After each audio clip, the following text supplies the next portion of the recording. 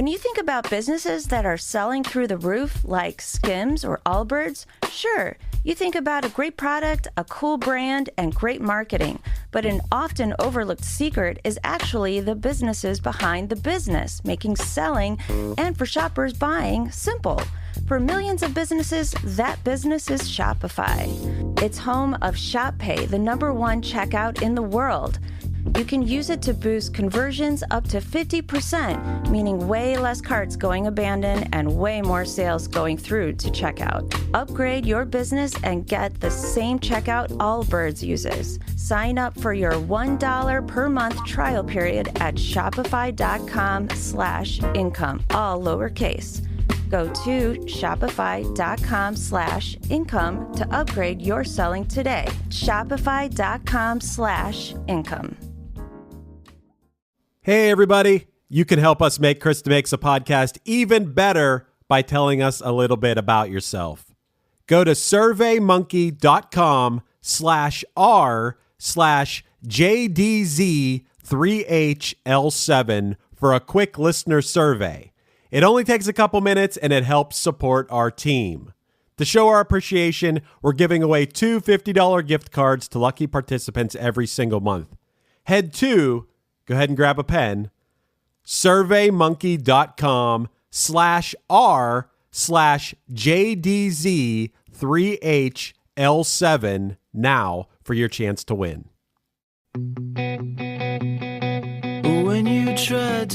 Hey, everybody. Today's guest is Josh Fiedler, guitarist for the Greensburg, Pennsylvania rock band, the Juliana Theory. Together, we comb through every nuance of the writing, recording, and inspiration behind the 2003 fan favorite single, Do You Believe Me, taken from their third overall album and major label debut, Love. Josh mentioned that producer Jerry Harrison, best known for being the keyboardist and guitarist for Talking Heads, wasn't the band's first choice to produce the record. But I'm thankful that fate intervened here, because I think the band and Jerry created something really special. The song is 4.5 minutes, but never seems long. The way the song builds sonically throughout is perfect. The instrumental textures are killer, and Josh's guitar parts are incredibly tasteful and cool. The track was mixed by none other than Tom Lord Alge, and it still sounds relevant 23 years later. So for all this and a story about an old man dancing around the studio, stick around. Hey, hey, have you heard? Chris DeMakes a podcast. Hey, hey, have you heard? Chris DeMakes a podcast. Hey, hey, have you heard? Chris DeMakes a podcast. Hey, hey, have you heard? Chris DeMakes a podcast. Josh, I couldn't get enough of Juliana Theory, so I had to have another member, so that's why you're here. Thanks for sitting in with us. Well, thank you for having me. I seriously appreciate it. Absolutely. Of course, I'm speaking of Brett Detter, who was on the show in August of 2021, episode 62 of Chris Makes a Podcast. We discussed the Juliana Theory's We're at the Top of the World awesome song. And today we're going to talk about Do You Believe Me? And got a lot I want to get to here before we break into the song. Some interesting things. The song was released on February 4th, 2003 on Epic Records. It was the second track out of 14 on the band's third album and major label debut, Love. And Interestingly, you guys worked with the producer from the Talking Heads on this track. Yes. And his name is Jerry Harrison, keyboardist, guitarist, which, of course, know the Talking Heads. David Byrne is who you think of when you think of that band. I was unaware that Jerry produced. How did this come about? It seems like a very odd pairing. It was interesting. So we, obviously we got signed to Epic and we had like big dreams of who we could produce the record. And actually like our first choice was Butch Vig. And we actually got to meet Butch at CMJ Music Fest. We played a show with Not a Surf, and Butch came to the show. We got to talk to him, and he was really cool, like very down to earth, and obviously like the first time I was ever like probably like starstruck. That's awesome. So like, cause like, getting to meet like not only because of Nirvana and the Smashing Pumpkins, but also Garbage is one of my favorite bands as well. Yeah. So it's like very starstruck with him, but He was super cool, down to earth, but he only ended up having, I think, like 10 days to record. And we knew that we wanted to record a lot longer than 10 days because, our first two records, we only did, I think, Understand This Dream, I think we did in 11 total. That was with mixing and tracking. And then Emotion is Dead, we did, probably about a month. But, a lot of that was mixing too. But so we talked to Butch. We only ended up having just that 10 days. And then we decided to look for some other people. And I can't remember exactly how Jerry came into the picture, but somebody had recommended him.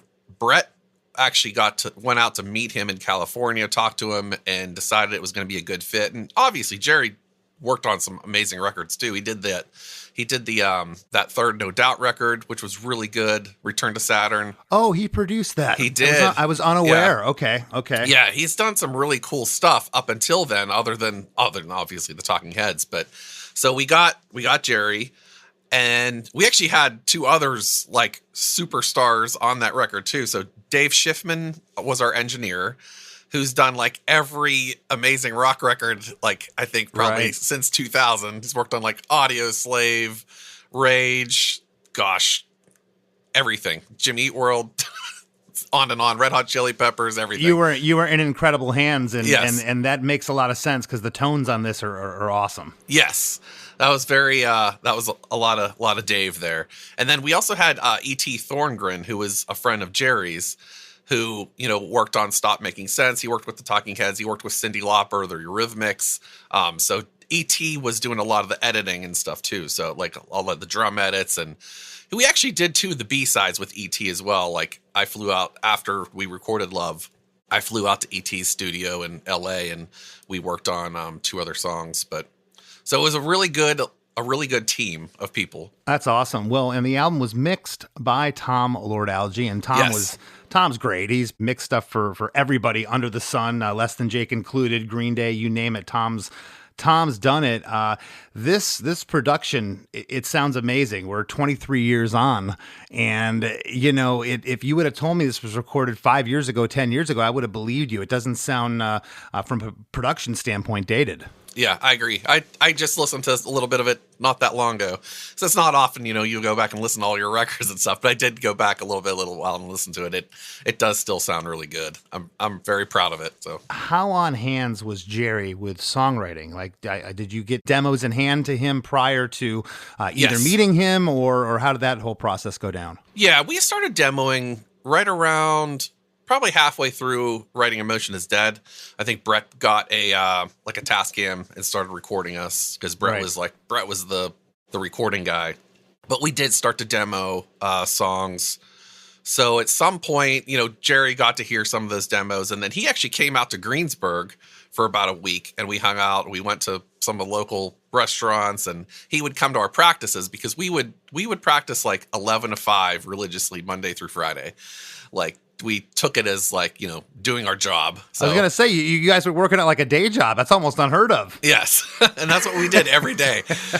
So Jerry would come to those, and really all the songs were, for the most part, done already. So Jerry didn't have a lot to do with the songs themselves because we did that already, but he helped us refine some transitions, and a few bridges. Jerry was very big on bridges and wanted us to like rewrite a couple of them. It was actually kind of funny. Anytime we did a bridge, we work on it. He would leave for a little bit and come back and then see what we had. And we knew we would have it if he would do his Jerry dance.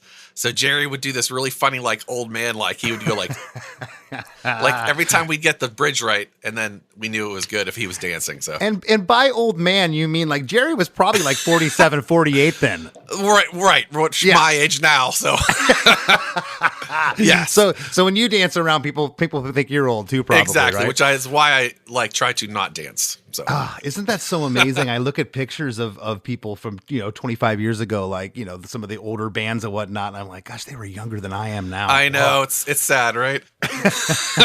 But this track is just it's fun. It's lively, but it sounds like you guys, you went to a major, and I know you and Brett can write songs. The reason I had brought up Jerry, how involved did he get? Because you guys bring in complete ideas. Brett produces, how to write songs. So Yes. it sounds like he enjoyed most of the material. It's just some of the bridges and transitions he wanted to help improve. Okay. Yep. Yeah, a couple little drum beats here and there, but yeah, outside of that, it was really good working with him, though. Jerry was awesome. That's cool. Well, I want to get into the song. There's so much in this tune. It's 4 minutes and 29 seconds, and it has just some really interesting things that happen, especially towards the end of the song. I can't wait to talk to you about. But at the top of this, it's an intro, but this intro never happens again. Right. That's a little strange in songwriting. You typically, Queen or the Beatles can do it, but kind of in our world, your world, this is cool. You can get away with it if it's right.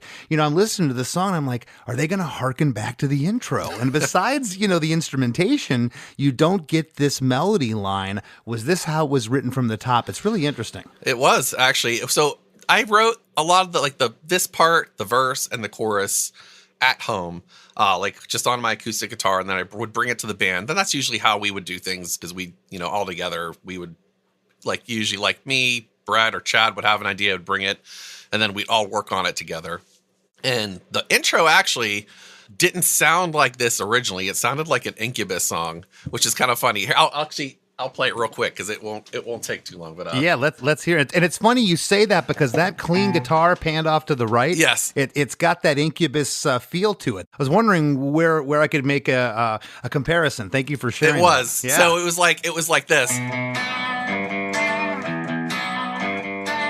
it was all right. It was kind of cool, but it did sound a lot like Incubus. And I will admit, I was listening to Incubus Morning Glory a good bit when I was recording or wrote that, but it didn't sound right. But then the next part, I go into that palm muting with the delay in the verse. And I had just gotten the line 6 DL4. Of course. So I was messing around with that at practice, and then I decided to palm mute it and kind of just slow it out a little bit, and that's how it end up becoming the intro. Oh, that's killer. I think you just answered.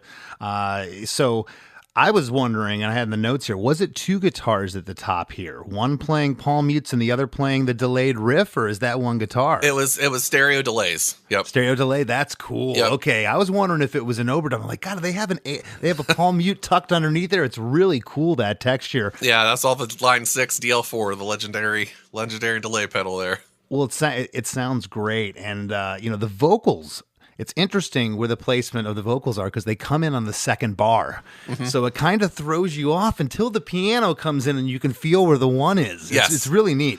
Yeah, that was weird too. Live, I know we played with in-ears forever, and we also have the piano and everything that Brett played, but then we have the piano as a track live, and we have a really weird count in for that song, because it's so it's weird. I think Brett has to count it out and tell me 1 2 3 4 1 2 3 Josh, I have to hear it a certain way to be able to start it on time. I'd have to have my tour manager in a clown suit doing jumping jacks to get my attention. It's coming. I know I would blow that. I love that though, where the vocals come in. It adds this weird, you feel like you're off time again until those piano notes come in. When you try to build me up with the wrong words, all it did was kill me. And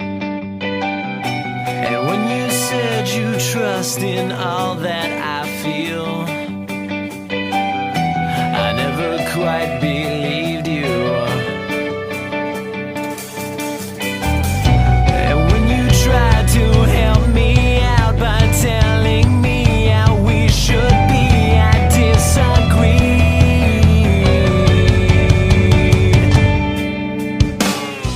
When you tried to build me up with the wrong words, all it did was kill me. And when you said you trust in all that I feel, I never quite believed you. And when you tried to help me out by telling me how we should be, I disagreed. Kind of leaves you hanging there if you don't go to the next part. It does. Did you write these lyrics? Did Brett, or a combination of both? Brett wrote the lyrics. Brett almost always wrote all the lyrics. Chad helped a little bit, but Okay. we were all feeling those lyrics. So we had a manager at the time, Josh, amazing guy. We loved him. He started managing us right after we put out Emotion is Dead.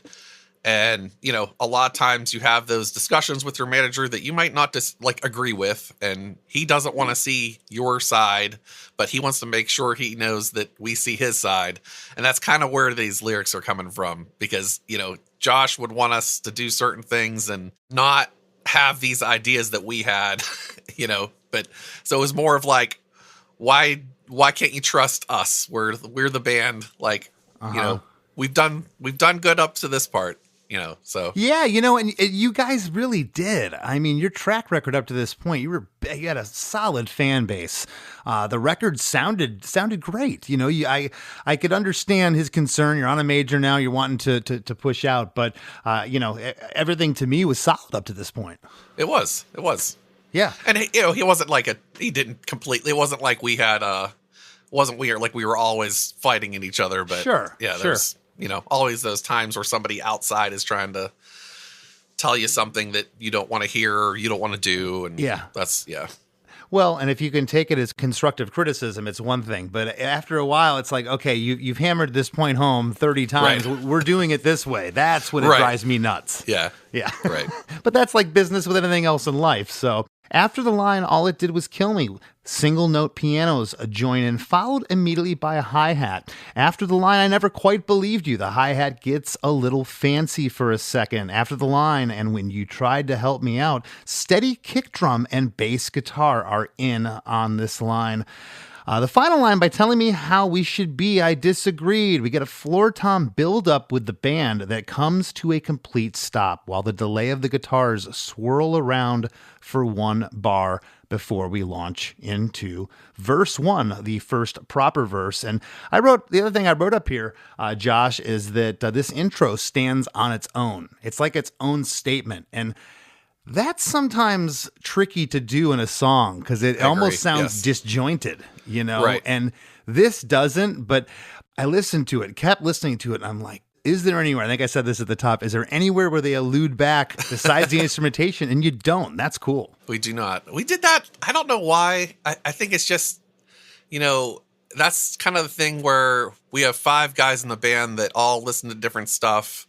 None of us really knew what songwriting was supposed to be, and we just did what we felt. Right. You know, because we'd done that quite a few times in our past where we would have this intro that never came back to the song, which I don't know why we did that, but it worked. You did it I think to be, it did anyway. You did it to be different. And I think that's why a lot of young songwriters do. Either they don't know or they want to be different. And yeah, we'll just have this one part, and sometimes it works. You know, this song's interesting. It's a little on the long side, 4 minutes and 29 seconds in terms of wanting it to be a single. And was this, in your mind, single worthy at the point where you're recording it? Were you thinking that far ahead, or was it just, this is another album track? We were not thinking that far ahead.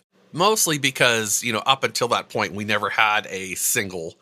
You know, Tooth and Nail never made a video for us. They never pushed anything to radio. So we were trying to write just the best songs that we enjoyed ourselves. And, you know, ideally something would come out of that to be like a single, which, you know, this ended up being kind of one, even though I'm sure we can get into that later, but Epic never did anything for this one either. So yeah, major labels had you know, that was kind of their track record, wasn't it? You know? Yeah.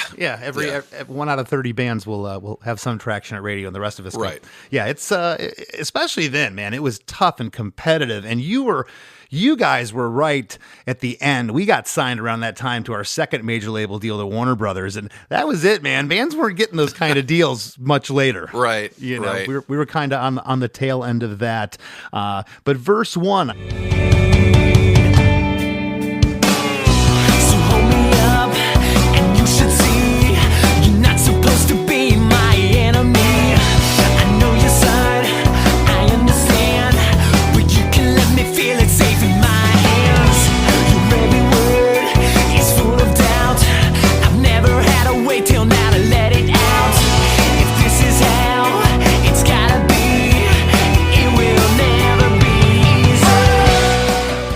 Hold me up and you should see. You're not supposed to be my enemy. I know your side, I understand. But you can let me feel it's safe in my hands. Your every word is full of doubt. I've never had a way till now to let it out. If this is how it's gotta be, it will never be easy. So again, going to that back and forth with, a team member that wants you to do something that you don't want to do, or, doesn't believe that you have the right idea, and same thing. Yep. Are you allowed to ask about Brett's lyrics every time? And I say every time because, I worked with Vinny forever in Less Than Jake when he was our drummer and he was writing our lyrics. And it was like, he never told me I couldn't ask, but there was certain songs that I knew what they were about. I didn't have to ask. There's other stuff I kind of wondered, and there's a handful of songs that I just like, don't go there. This is something that's, I don't even know if he knows. This sounds very personal. Right. For this song, you obviously knew what it was about. Was it discussed prior, or did you kind of put two and two together? This one was discussed, and I am the same way that you were, and I didn't know that. I didn't know you guys had like a rush situation. Oh yeah, he was our Phil Collins. Oh, that's awesome. In Genesis. Okay. Very cool. So yeah, I not all the time. It was similar to that. There would be songs that we might have an idea of what they were about, and I didn't ask. Although then that being said, I'm not a big lyric guy. I'm more music and melodies, but I care about lyrics when they're really bad.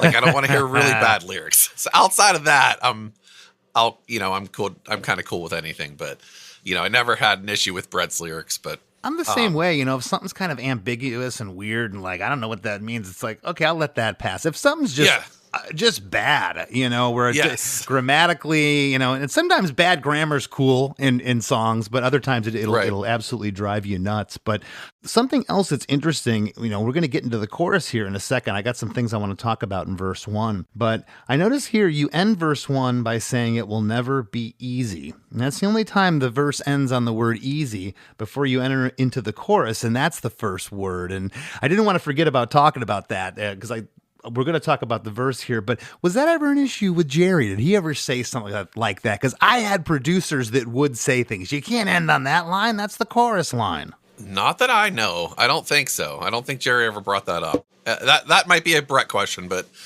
to my knowledge, that never happened. And I always bring that up or say this afterwards. It's like when I see something like that in a song, the only way that I know is because I'm reading the lyrics on paper. I would never think about that if I was driving down the road listening to this song. But when you're looking at it, like, and that happens a lot, and that used to make me mad. Producers would have the lyrics, and so we got to the point where we weren't giving them lyrics anymore until they asked for them. Smart. Because then they'll put their 10 cents in. Drums and bass are here from verse 1, and we get guitar. I'm calling them slides. It almost sounds like a glass slide off to the left. It is. Yep. Whose idea was that? It's awesome. That was Josh Kosker, our other guitar player. So he was, so we loved, this band Kent from Sweden, and they did a lot of that like slide stuff, and he kind of brought that over, and he decided that he was going to play the slide. I don't know why, but I don't know who decided, one of us, but I was doing the delay part, and that was like the basis of the verse. So, so he came in to add that in, and it is awesome. It fits perfectly. So it is a glass slide. It's awesome, and it's not overdone. Right. You don't kill it in this song, and I think that's why it works so perfect. I absolutely love it, and we get that before the first and third line in the first half of verse 1, and we get it before lines 1 and lines 3 panned off to the left, and then we get the guitar off to the right. It's expounding on that intro riff. It's busy here, but it doesn't overtake the lead vocal through the first half of verse 1, the last line. But you can let me feel it's safe in my hands. We get a couple single piano notes there. I've never had a way till now to let it out. We get another single piano note there. And on the last line, it will never be easy. The guitar panned off left that's doing the slide. It gets a little busier on this line before we get into the chorus. Were the guitar parts always kind of mapped out where they were supposed to be, or did you trial and error? Josh was kind of playing around. And how many people named Josh are involved in this project? Oh God, too many. So When we first wrote the song, it was just two, but then eventually we got our drummer, Josh Walters, who we called Chip. So there's three Joshes. Our manager was also named Josh. Yes. And then at some point we had a monitor guy named Josh too. He didn't last for long. And then from that point out, we decided no more Joshes were allowed. No, in the band, it doesn't matter what their credentials are. You can't work for us. Correct. Yes. Okay. I get it. That's like Chris and I here at the podcast. Like, no more Chris's. Yes, exactly. No more. This verse is long. It's a double verse. And it is a little bit. We're going to get to the second verse. That's also kind of long. And I'm looking at this, and man, this is a bad habit to get into. And sometimes I have to not do this. But I'll look at our songs and go, 429. Well, we could chop the second verse. And that intro, maybe we just have a 2-bar riff and we're into verse 1. Right. Was there any of that talk with the length of the song, or was this just how it came out? Not at that point. Nope. Not at that point. We started thinking about that stuff after this record, but at this record we were still at that point where like, let's do whatever feels right to us. No, and I think it feels completely right. I bring this up hypothetically, like, did you talk about this? And a lot of times it's like, oh yeah, we had the talk, especially when the label picked this as a single. Like, how are we going to do a radio edit if you had to do one? And that's also interesting because sometimes a song is so perfect you don't do a radio edit. You're like, well, how'd that 5-minute song get on the radio? But they wanted to edit my 3-minute and 40-second song down. There's no rhyme or reason to it. And I think a lot of that time too, like we would write.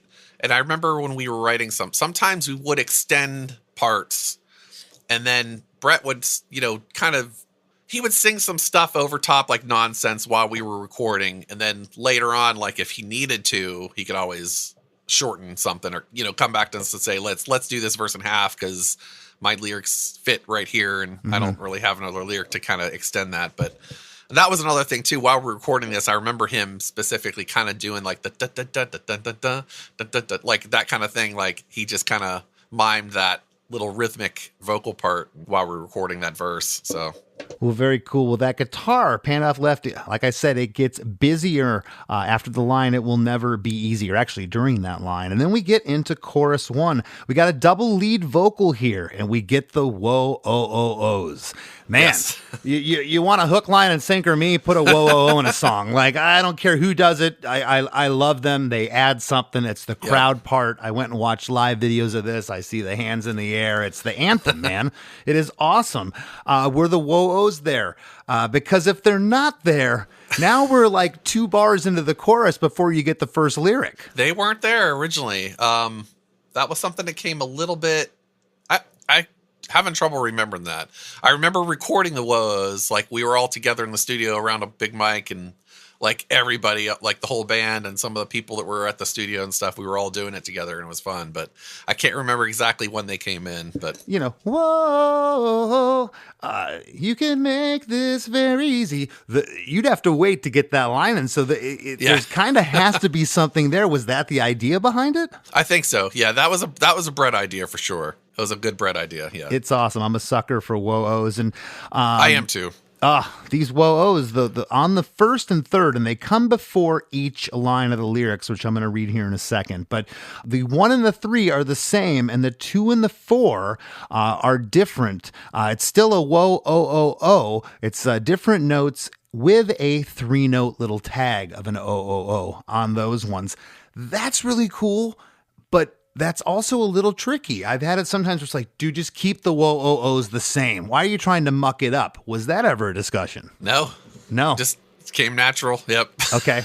It's cool. I zoned in on that. And I'm like, man, it's awesome. But I could see that being maybe an issue. Like, hey, we should tone this back. But man. Which is funny, like now that I think about it, like that is definitely a discussion that I would have now, about like, oh, should we change this up? Like, but yeah, back then it was kind of funny. We just did it, and sometimes it just worked and went with it. So. I would never even question it if I didn't have this silly podcast, like sitting here just looking at every nuance, every line. But it's I know I never like up until you just asked that question. I never even thought about it. Yeah. Otherwise, you're waiting. You're like, we're in the chorus.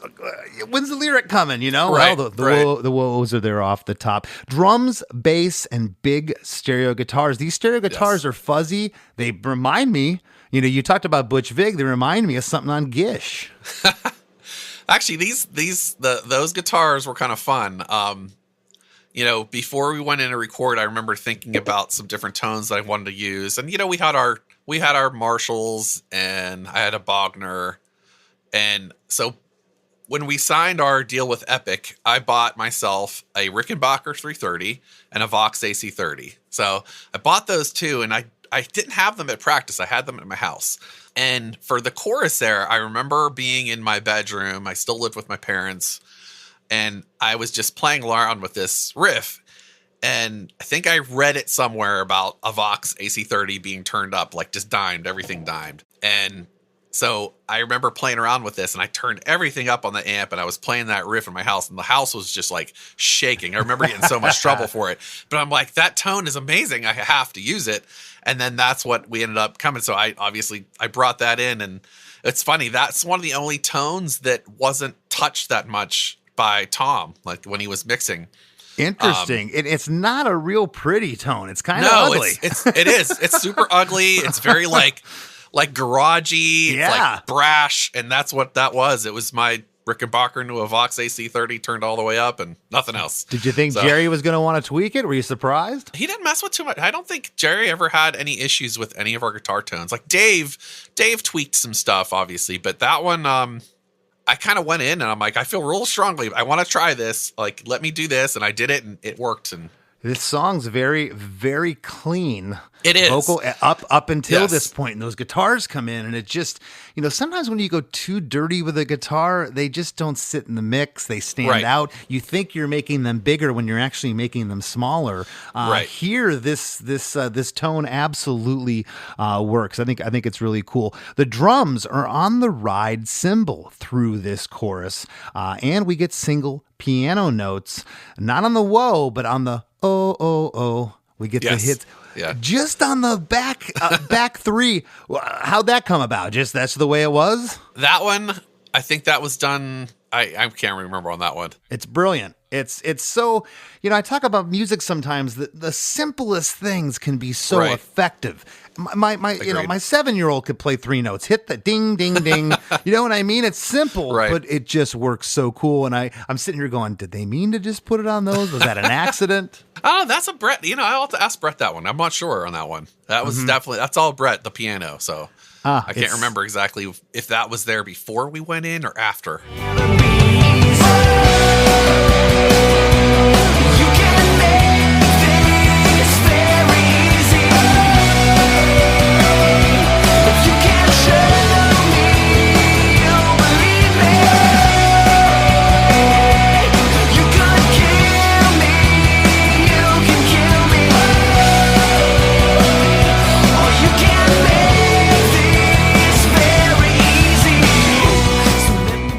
You can make this very easy.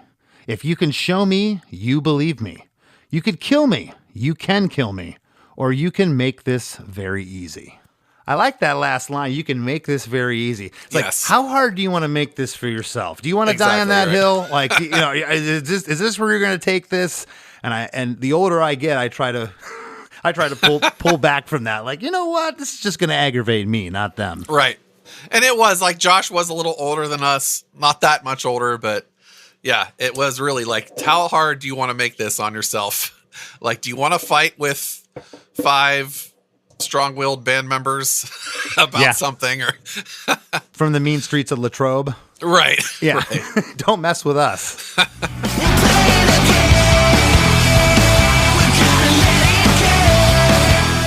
Hey, everybody, don't go anywhere. We got lots more coming up with Josh Fiedler after a few words from our sponsors. Hey, everybody. Chris DeMakes here. Whether I'm out on the road with less than Jake or at home with my family, I don't have time to be constantly thinking about what I'm going to wear. I want to be comfortable, but I also want to look put together and stylish. That's why I'm thankful for Quince. Their fabrics feel elevated, the fits are clean, and everything works without needing to overthink it.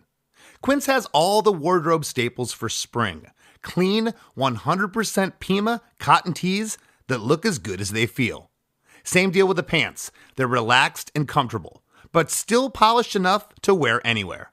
Best part is, they're priced 50 to 80% less than what you'd find at similar brands, because Quince works directly with ethical factories and cuts out the middleman. So you're getting premium materials without the markup.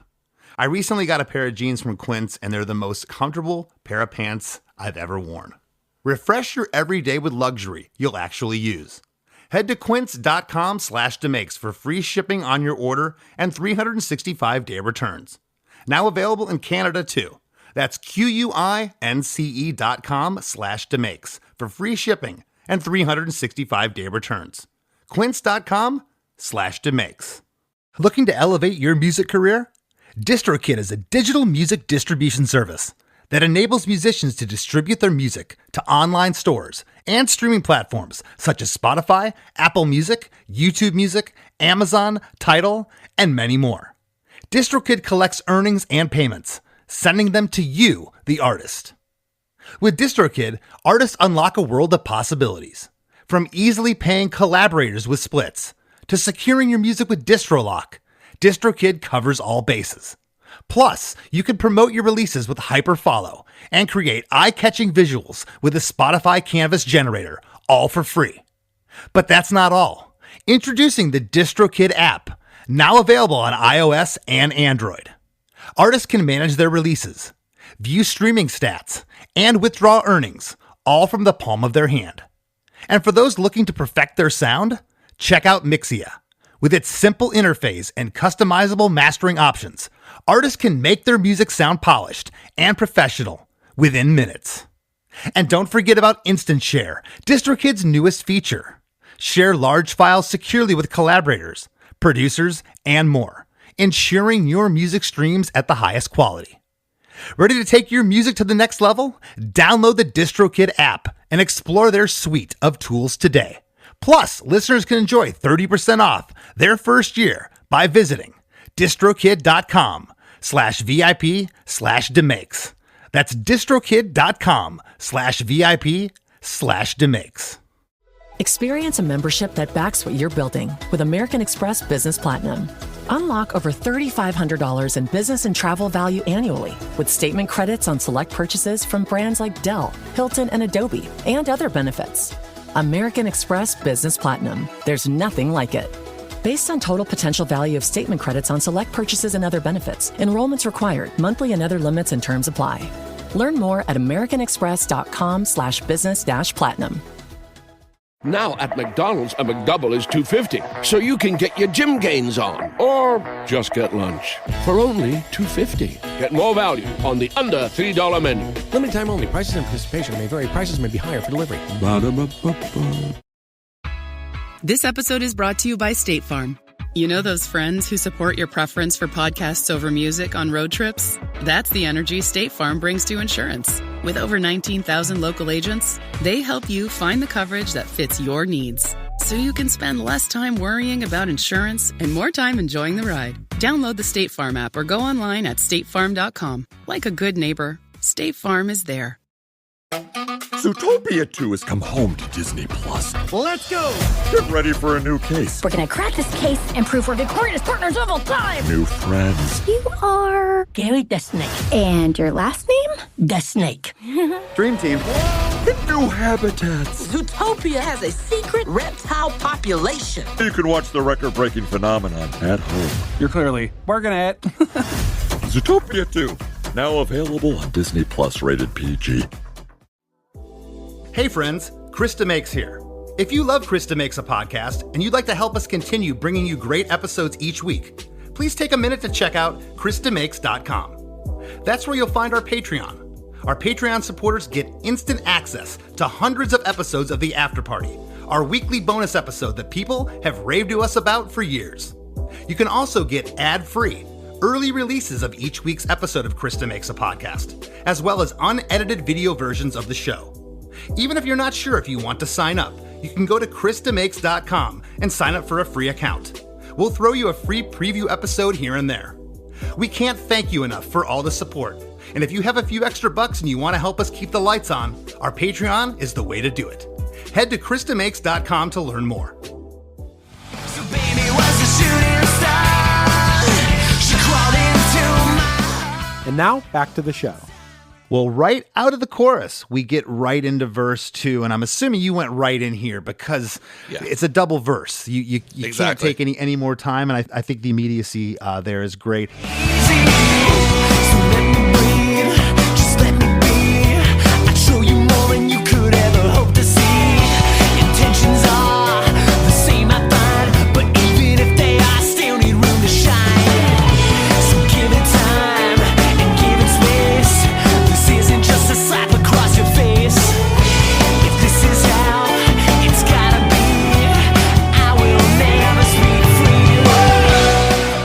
So let me breathe, just let me be.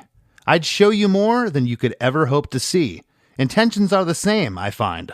But even if they are, I still need room to shine. So give it time and give it space. This isn't just a slap across your face. If this is how it's gotta be, I will never speak freely. Huh. Is that your words coming back to haunt you? I will never speak freely? Or a little bit, huh? No, I wondered about that line. Like sometimes I've said stuff to managers or, and people in business that comes back to haunt me. It's like, well, you said that. It's like, I did say that, but I don't mean it now. Yeah, same here for sure. That comes back with my kids a lot too. So yeah, it kind of all. Yeah, my managers and my kids, they have a lot of the same parallels. Yes. I agree. Well, verse 2, the same overall instrumentation as verse 1, but the drums are a hair more intense here, performance-wise, and bass and the guitars seem a little bit louder in the mix. Did Tom mix this? Did you talk about that with Tom at all? I'm sure Tom knows how to build a song. When you got the mixes back, was it pretty much how it is now, or did you have to do a lot of tweaking? It blew our brains out, how amazing they we knew that they were going to sound amazing because it was Tom. And originally Tom wasn't going to do the whole record, just a few songs. But I remember we sent him the song Jewel to Sparkle off the album. And I remember we went to a studio to hear the mix for the first time. It was actually kind of funny. Dave Matthews was in there right before us listening to something. Dave left, and then we came in and got to hear Jewel Sparkle. And the second the song, all of our minds were just like, poof. We're like, oh my God, Tom has to mix the whole record. Please let him mix the whole record. And so that, thankfully he ended up being able to do it. But so, yeah, I mean, and also, that was purposeful on our end too. We always tried to, and I still do it to this day, if there's two verses, make each one a little different from the other. So they're not completely the same, just to give a little bit more oomph to it. But yeah. Well, this verse 2 is great. Again, I mentioned it's the same overall instrumentation as verse 1, but the drums are a hair more intense, as are the bass and guitars here. We get that slide guitar before the first and third lines here on both the first stanza of verse 2 and the second stanza. After the lyric, intentions are the same, I find. We get a single piano hit after the slide guitar on the second half here. So give it time and give it space. We get a single piano hit. And at this point now, that guitar with the slide gets way busier. It's like it's whining now. It's almost like a siren going over there. And let's talk about that a little bit. Was that just Jerry wanting it to build, or did you guys know that that was us? Yeah, that was you guys. Us knowing it needed to build. Yep. Yeah, it's super cool. I mean, that's the only time what I would consider getting busier. Right. If this is how it's got to be after that line, a single piano hit gets a little busier here before we hit chorus 2. And there's another overdub guitar panned off left that comes in with a little bit of ear candy there that's perfect to launch into the chorus. You know what I'm talking about? Yeah. Simple again. That little guitar overdub. You remember discussing that? No, that was another thing we like to do. Just have those little tiny things before a chorus. I still like to do that stuff. It's just I love it. That kind of stuff is the stuff I love on records. Those are some of my favorite parts, when there's something tiny, just real simple, that kind of just builds into the next part. So I love that stuff. I love it. Well, the second half of verse 2, that slide guitar panned off left, I had mentioned it, kind of like it's whining. It gets busy here.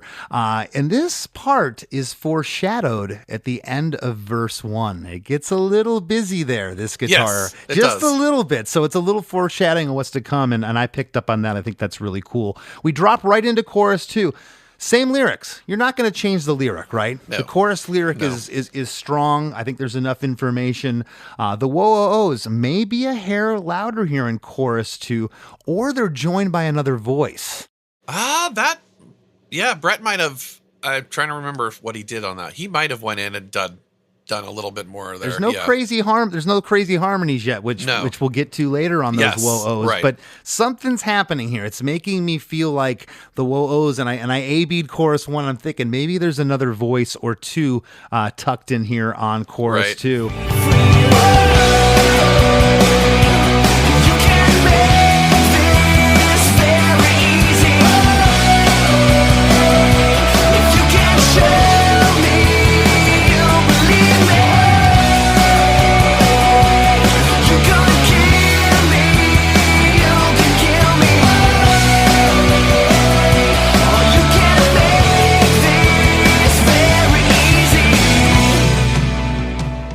And then we land into the longest part of the song, which is the bridge for 32 bars.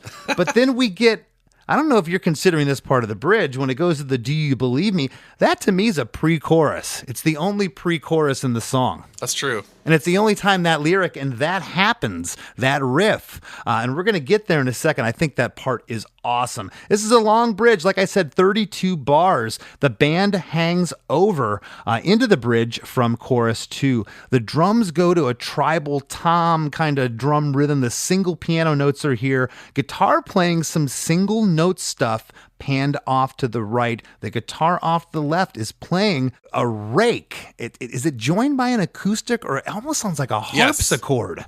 It was joined by an acoustic on there. Yeah. Okay. So that's the bridge was very Cure, Wish album era. Like, okay. That's like Cure is one of my favorite bands, and that was the whole thing is very like all the single note things.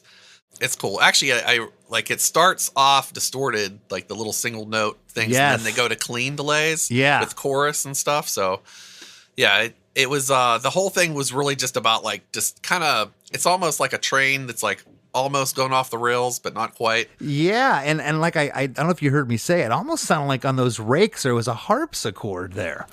Like I don't know if you had some kind of delay or something going on, but it was very. There was a lot of delay on the electrics. Yes. Yeah. I think the acoustic was dry, but then I think maybe the harpsichord I'm hearing the electrics, the acoustics are kind of pushed forward, but very, very cool textures there and a lot of stuff going on.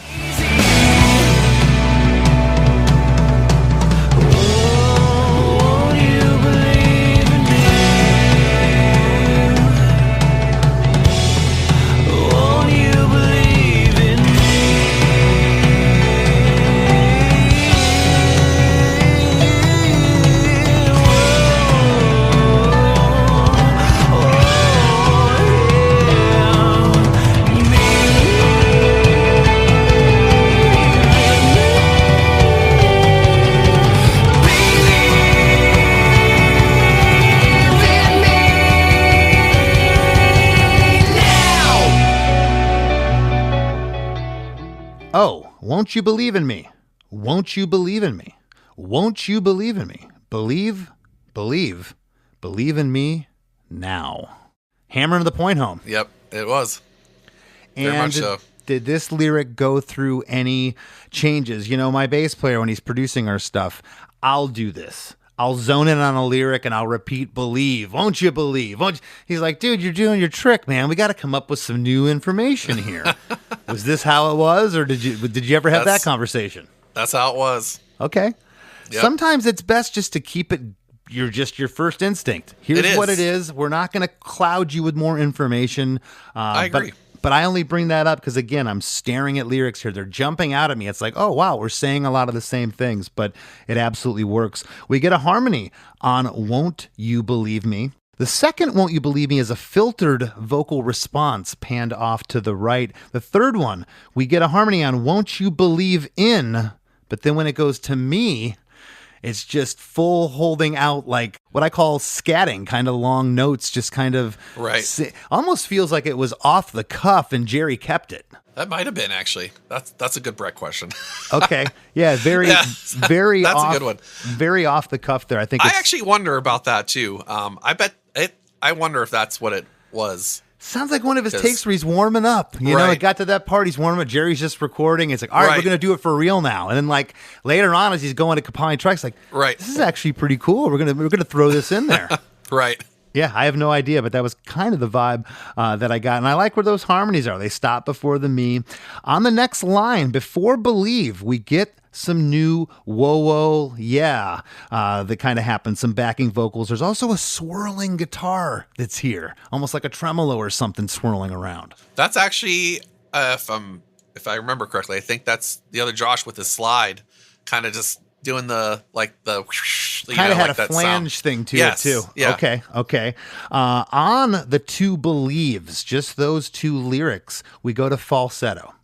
I always marvel at falsetto. I can do it, but it's hilarious. I'll get laughed out of the building. I couldn't do it live after a couple shows. My voice probably wouldn't be able to handle it. But falsetto happens on the two believe lines. On the first believe, that slide guitar panned off left. It comes back in. And then we get this big harmony on the last lyric, believe in me. And the band stops, and we just get now by itself. And now bars 25 through 32, it's just the guitar panned off right from the intro. It comes back to that guitar. And actually, it's the verse guitar part by itself. It is. It's not the intro. You're right. It is. But it's similar. It's got the same tone, the same delay. It's all of that, but it's just the verse part. So it's not as it's not as intricate as the intro, but it's the same, all the same tone and delay and everything. But. Yeah, and it's cool, and that delay makes it sound busier than it really is, too. Yes, right. Yeah, which is great. And as that guitar part's happening, the reverb rings out on the now vocal. And then we get into, I think this is one of the coolest parts of the song. And this is where I would have messed your song up, okay? I'd have been like, why isn't this the intro? This should be the intro riff for 2 bars, and then we sink down into verse 1. Of course, you guys didn't do that. You made it its own part. I'm calling this a pre-chorus. Did you guys consider this part of the bridge? What did we? Yeah. So it was almost like Bridge 2, almost. Bridge 2. Okay. Yeah. And that can happen. You could be like, this is the spoken part of the bridge. Now this is the musical part. And there's no rules here, but this just sounded so new to me, this part. Yes. And again, I'm combing through the song going, where did this happen? And it doesn't happen. It doesn't. And this is the only time it happens.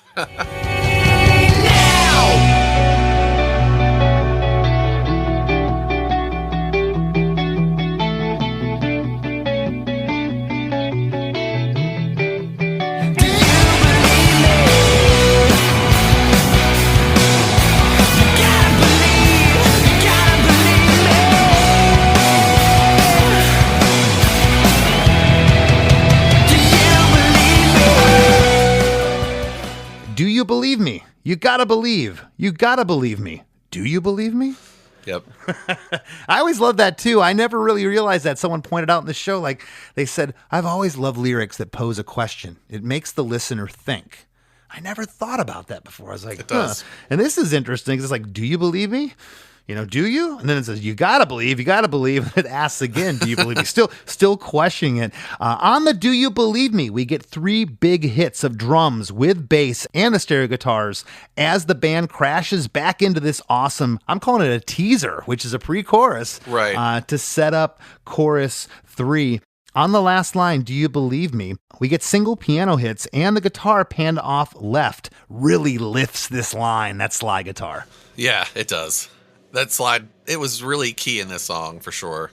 Yeah, it's so perfect. And if you're going to do a chorus 3, which I feel like what you guys did here, you had to do because, it's a double chorus. It's the same lyrics, but a lot of cool stuff's coming in here. And yes, it's kind of like, we've heard it before. Oh, the kitchen sink comes in here. It's not overdone. In fact, the first half is bigger than the second half in a weird way. The second half gets sparse, that you don't get the vocal melodies. Do you believe me? You can make this very easy. If you can show me you don't believe me, you could kill me, you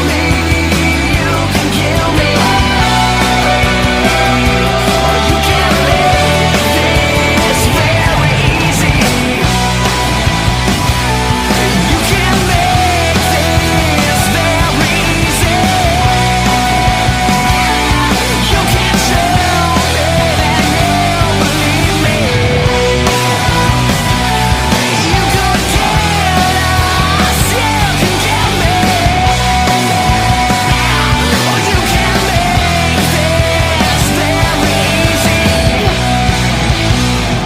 me. You can make this very easy. If you can show me you believe me, you could kill me, you can kill me, or you can make this very easy. And then the last half changes slightly, I believe, okay, because I went online, looked at different lyrics, they all say the same thing, but I think it changes here. Correct me if I'm wrong, Josh. You can make this very easy. You can show me that you believe me. You could kill us. Yes. You can kill me. It does go to us there. Okay. It does. Or you can make this very easy. Why go to us there? That was intentional because obviously it was the band, it was because, Brett would typically have those one-on-one conversations with the manager. We would always talk to him, but Brett was like the, quote unquote leader to have those conversations. But, eventually, like, we would all get involved in those decisions and all those conversations because Brett was going to come back and tell us everything that our manager said anyway.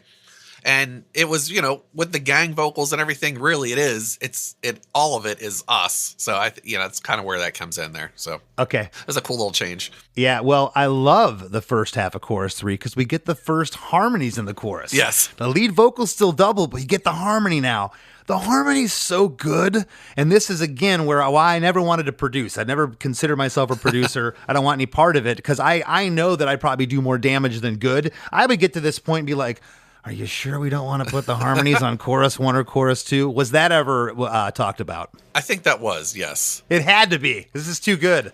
Which is funny because almost all of our choruses have harmonies, almost all of them. But I think with the Whoa-Ohs, they were busy enough that they didn't need the harmony there. You guys made the right call because this is so cool when it comes in. And I upon a first listen to this track, I've heard a bunch of other tunes. For whatever reason, I had never heard this song till I got it here to break it down. And I'm listening to this going, why is this different?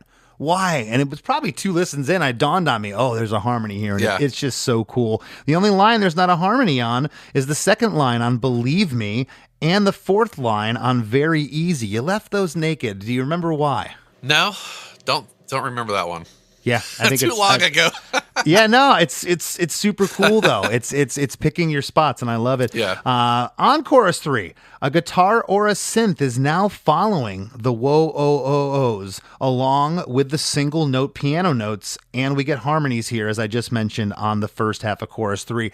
That extra texture, was that a synth? Was that a guitar hitting those Whoa-Oh-Ohs? It's awesome. I think that's a synth. Now I'm gonna have to re-listen. I have to remember that one. Oh, it's so cool. Whose idea was that? That was one we always tried to sneak in here and there, because obviously something like the Weezer and the Cars would do, and we would always try to think about can we do it here, there, and there? But yes, it made its way into this one. So good. On the third line, you could kill me. You can kill me. There's a high harmony that comes in here on the Whoa-Oh-Ohs, and also on the fourth one, there's a high harmony again, and then we get the big pick slide. You needed to have a pick slide somewhere in this song. We're gonna get it between chorus, the first half of chorus 3 and the second half. The second half of chorus 3 goes to that monster guitar riff from the lone pre-chorus. It switches back. Yep. It's derivative of the chorus chords. It's just played a little bit. I picked the guitar up. It's so fun to play. It's a little different. So the bridge one is it's kind of like this. It's and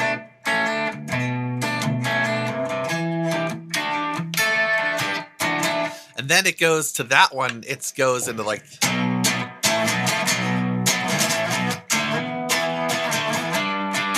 and then I do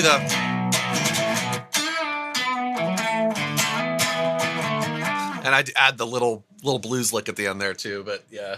It's great. And my gosh, what that does here, it lifts it up. It does. It's huge. I feel like, not that the chorus isn't strong and stands on its own, but if it would have been doubled here, it might have been a little bit, I don't know how to put it, might have been a little too much. And man, when it changes here, it is so good.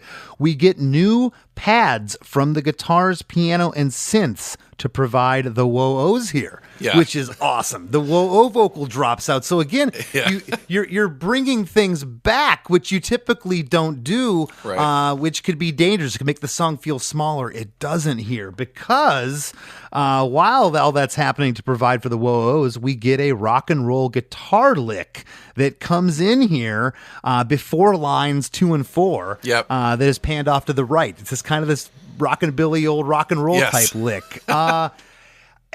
it almost sounds, don't take this the wrong way, it almost sounds out of place a little bit, but it works. It is a little bit. I remember coming up with that. I'm like, is this too much? Is it weird? And everybody agreed that it wasn't, so I just kept it.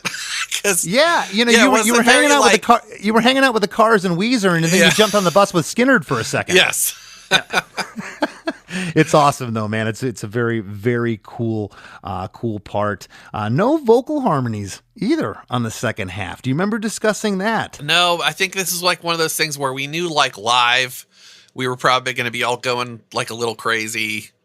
It was a lot of fun to play live, and we were already singing so many whoa-ohs and being out of breath. Probably by the end, we just wanted to rock out, and that's just how it ends up, you know? You just said it. You said we want to rock out. Yes. The drums on the first half of chorus 3, as well as the other choruses, they're all on that ride cymbal, which is interesting. A lot of times the chorus is loud. You get on that hi-hat, and you got the ride cymbal going, except here on the second half of chorus 3. Now the crash is just hammering you on the drums. And so you can afford to lose maybe some of the whoa-ohs because you're building on other instrumentation. And on the last line, the whole band, you end on easy, and the riff comes right after. Dun-dun-dun-dun. Yep. And then that's kind of the riff of what I'm calling that lone bridge part. The song comes to a crashing halt. And what are your thoughts? You guys hear this song back. I know you had the one song mixed by Tom, but where did this stand from the rest of the tracks on the album when you heard it back? Oh God, it was up there for sure. I mean, this one was like, I pretty sure I remember getting chills listening to it, especially like when it gets to that end, and it's just so big. He truly did an incredible job with like capturing all of our dynamics and everything like we wanted to do, and I think like exceeded that too. So yeah, it was awesome. This song's 23 years old, and everything's went to digital in the last 30 years. The tones, the sounds, everybody can get online. You can learn how this guy did something. And there's just, the last 25 years have been just amazing productions. That's to take anything away from what bands were doing in the 50s, 60s, 70s. But, in terms of great sounds, great tones, I mentioned to you right at the top, I said, this thing does not sound dated at all. I appreciate it. Thank you.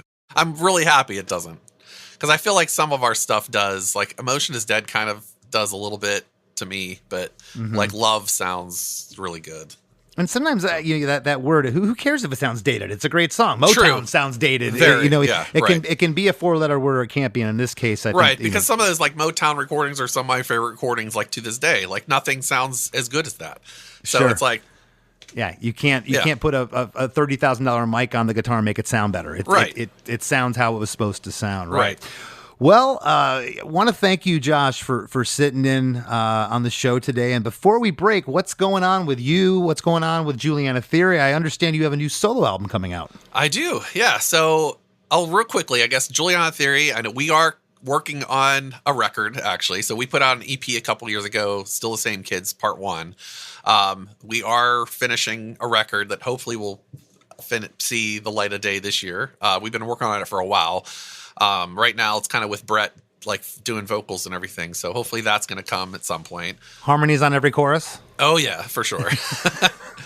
And then out of the blue, this past summer, I recorded a record, something I never thought I would do. I work an office job here in my house. It's my office. And in between conference calls, like I'm always writing. I always have a guitar in my lap, like coming up with stuff. And I just, something by the will of God just came down and decided that I'm going to record a bunch of songs and finish them completely. And I didn't know what I was going to do with them. And, but I was like, these songs are really cool. And they're not Juliana Theory songs. They're not Pack songs, which is my other band that Chris was in. Yes. Yes. And I'm like, I guess these are just my songs.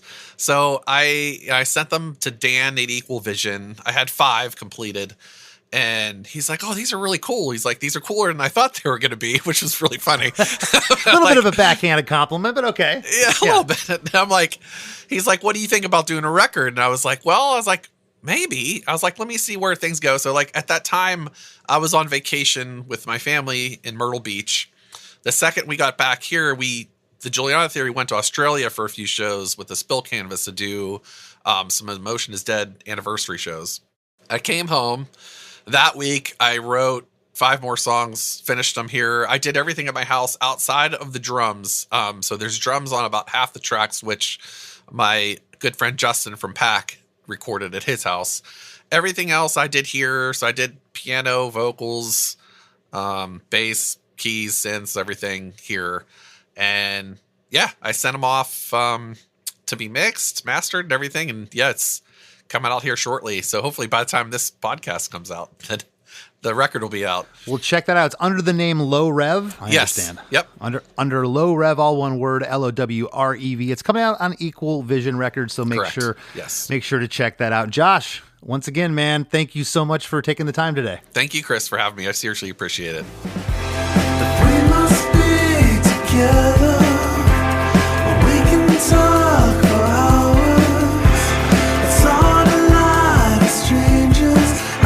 It's so hard. This won't be forever. I can't talk for hours. It's hard to lie to strangers.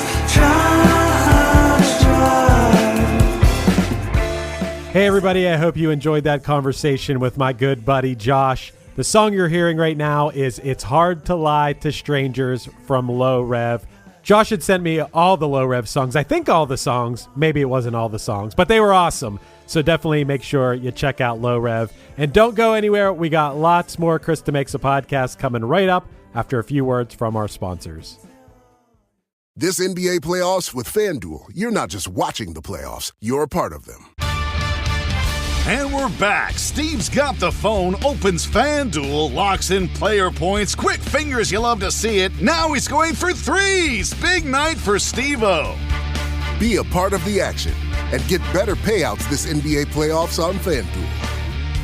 21 plus and present in select states. Gambling problem? Call 1-800-GAMBLER or 1-800-MY-RESET. Chronic migraine is 15 or more headache days a month, each lasting 4 hours or more. Botox, onabotulinum toxin A, prevents headaches in adults with chronic migraine before they start. It's not for those with 14 or fewer headache days a month. It prevents on average 8 to 9 headache days a month versus 6 to 7 for placebo. Prescription Botox is injected by your doctor. Effects of Botox may spread hours to weeks after injection, causing serious symptoms. Alert your doctor right away, as difficulty swallowing, speaking, breathing, eye problems, or muscle weakness can be signs of a life-threatening condition. Patients with these conditions before injection are at highest risk. Side effects may include allergic reactions, neck and injection site pain, fatigue, and headache. Allergic reactions can include rash, welts, asthma symptoms, and dizziness. Don't receive Botox if there's a skin infection. Tell your doctor your medical history, muscle or nerve conditions, including ALS, Lou Gehrig's disease, myasthenia gravis, or Lambert-Eaton syndrome, and medications, including botulinum toxins, as these may increase the risk of serious side effects. Why wait? Ask your doctor, visit BotoxChronicMigraine.com, or call 1-800-44-BOTOX to learn more. Do you like music, learning about good music, and laughing at bad music? Well, I have the show for you. I'm Chris DeMakes a Podcast producer Chris Fafalius, and my One Hit Thunder co-host Matt Kelly and I are 300-plus episodes deep into revisiting one-hit wonders to decide if they deserve a second listen or should stay safely buried in your memory. We give every artist a fair shot, roast them when necessary, and when a band or artist is actually really good, we officially certify them Thunder, and maybe someday we'll even get around to sending out those notarized certificates. Basically, it's an incredibly fun music podcast, so smash that subscribe button on One Hit Thunder wherever you get your pods. As we near the end of the show, here's a band you might not know. Welcome to this week's Band You Might Not Know. If you'd like your band to be considered for Chris DeMakes a Podcast, email your best song via MP3 only and a short bio to bandyoumightnotknow@gmail.com. This week's featured artist is Toe Knife, a 3-piece emo punk band from Clearwater, Florida.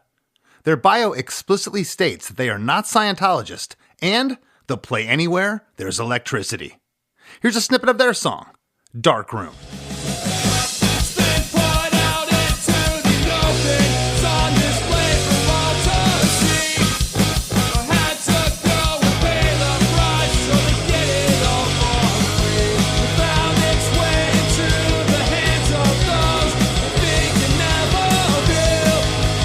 Say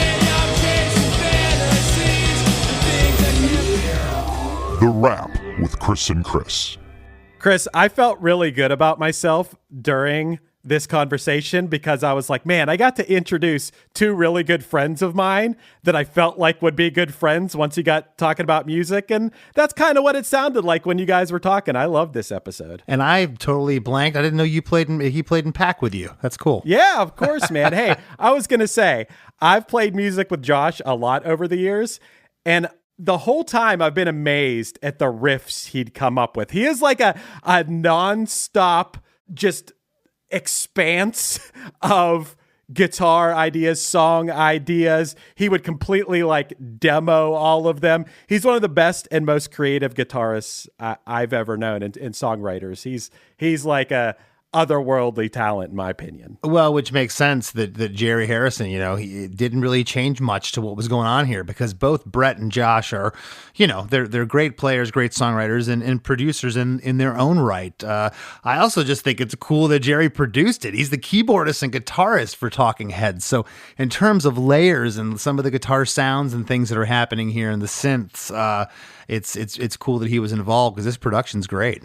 Man, I always cite the Juliana Theory as a big inspiration to Punchline, not just musically, like slightly different musically, but just like they were the first band from our area that I watched get bigger and bigger. And then I'm like, wow, it's possible to do this. That's what the Juliana Theory was for us. And also I watched them go from Emotion is Dead, which was more like, an emo album is what people called it. Of course, I think they knew that that's what people considered them, to like this major label, big rock album. And it was tough for a lot of people, I think, at the time to like accept the change in style or something. But now when I listen to it, I'm like, this sounds incredible. Yeah. I think you kind of get raw nerve endings when your favorite band gets taken to a major. And at first, I saw this happen firsthand with Jawbreaker when they made Dear You. That the record is heralded as the best of their career. People hated it when it came out. They hated the production. They didn't like how Blake was singing. And, there's nothing. Even if you're a fan before of them and you loved their first couple records, this is undeniable to me. Oh, yeah. It sounds great, man. It sounds huge. Like you said many times in the episode, it's a couple decades old now, and it sounds like it could come out right now. Like they recorded this year or something. It's not like it sounds dated as far as the production goes. And I even loved that Josh picked up a guitar a few times in this episode, and I wish more people would do that. It was so cool. You could see even these riffs, like he plays them flawlessly and with such ease. Mm-hmm. Even now, it just goes to show what a player he is. Yeah, he had talked about rehearsing from 11 till 5 like a day job. And I got to thinking, did we ever do that? We did a very brief period. It was when Roger and Vinny were starting to have children, and we were practicing. And now it was like 11 till like 2. We weren't going till 5. But it never, for me, I don't care when I work. Being in the studio is one thing at 11 in the morning, but it just felt just so foreign. It really enjoyed it. When we were doing the early records, we'd rehearse from 9 till 3 in the morning. It was rock and roll nighttime, but I thought that was funny when he mentioned that. Yeah. Isn't that like the same kind of story we heard from the Descendants guys about how, they approached it like a day job. They were in there. This is our job. This is what we're going to do. And we do it every day. Yeah. Yeah. And just keep getting better as a band. Yeah. Chris, when Josh mentioned this, and he may have told me this before in passing, but he was talking about when they were deciding on a producer and seeing who they were going to work with, that they actually met with Butch Vig, but he only had 10 days to do it. Man, I was thinking to myself, I would have been tempted to just be like, all right, let's do it.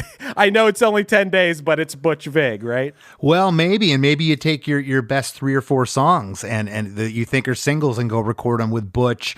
I don't know. It's and now that I think back to this time period, I think Butch was working on that first Against Me record. Oh, okay. That might have been what he had next, or I could be surmising on that, but it was around that time that they were working with Butch. But and I even mentioned to Josh Josh, that the heavy stereo guitars in the chorus almost have like a Smashing Pumpkins vibe to them. Oh, absolutely. You know, just getting to know Josh and playing music with him, I know Smashing Pumpkins are such a huge influence. The Cure, like these are, when I hear a lot of things that he comes up with, sometimes I think it's better than things that those bands write, because I think he is, like I said, I don't know. I know I'm ranting and raving about how good Josh is at music, but I've got to experience it firsthand, and I've got to play with him, and I just think he's so good. No, you can tell he's a player. He picks up the guitar. He's just all over the fretboard. He's great. And not to make light of Tom Lord Alge's mix here, man. It sounds. Yeah, it sounds so good, and Josh even said it when they took that test track to him to mix, and when he got it back, he said, "I had chills," and I love that feeling. You get that mix back, and you're just elated. I'm jealous of you guys that have gotten Lord Alge mixes. Not that I haven't been happy with mixes with my band. I mean, we've worked with talented people, but like. I've heard that so many times on this podcast, probably 50 times, because those Lord Alge brothers do so many mixes where people are like blown away at how huge these things sound, and this song is no exception. You can't save a bad mix or production with having a good mix. Uh-huh. You can't have a bad sonics, I should say, by having a good mix. But certainly a good mix can elevate what you've done to the nth degree, and it's just so awesome. Head over to ChrisDeMakes.com. That's where we have our Patreon. We talk about it every week. You help keep the lights on here. You get bonus episodes of the After Party and all kinds of other stuff. ChrisDeMakes.com. And as a lot of you who've been listening have noticed, for about the last year or so, Chris has been reading these hopefully 5-star reviews that you keep sending in to Spotify and Apple, and I'm sure you have one ready to roll for us today. I do. I love a good 5-star review. I said this before, Chris, but on the it's funny. My friends and my girlfriend kind of get pissed at me about this and will call me out on it. But on the movie review app, Letterboxd, add me on Letterboxd if you're on Letterboxd. I give every movie 5 stars. Even if I hate it, I give it 5 stars, and I'm like, I can tell they worked really hard on this movie. Anyway, I love a good 5-star review is what I'm getting at. Yes, I do have another 5-star review today. This one's from Apple Podcasts. And this one's from a user named Rob Gordon's Top 5. Rob Gordon's Top 5. I hope we're in his Top 5 podcast. Someone's like he should be on a NASCAR podcast or review, but interesting. All right. Rob Gordon, the NASCAR star, gave us 5 stars, wrote great show, and said, Chris and Chris make a great show with diverse artists. Chris breaks down the songs in an interesting and entertaining way. Must listen.